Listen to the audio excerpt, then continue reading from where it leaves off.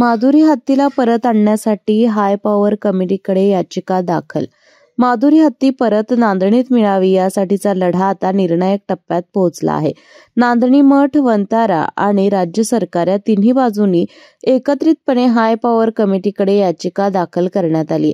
याचिकेतून स्पष्ट मागणी करण्यात आली आहे की चातुर्मास सुरू असल्याने धार्मिक विधींसाठी माधुरी हत्ती तातडीने मठात परत मिळावी. माधुरी हत्तीच्या पुनर्वसनावरून गेले काही महिने सुरू असलेल्या वादात आज नवा टप्पा आला आहे.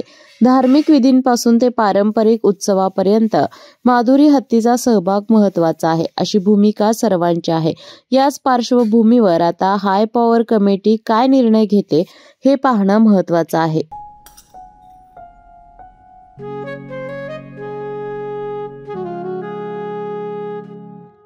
बाबा, आज येताना बासुंदी घेऊन या ना.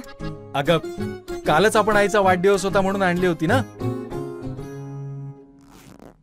ऐकलं, गोकुळची बासुंदी पुन्हा खावीशी वाटतेय. खरं सांगू, मलाही खावीशी वाटतेय.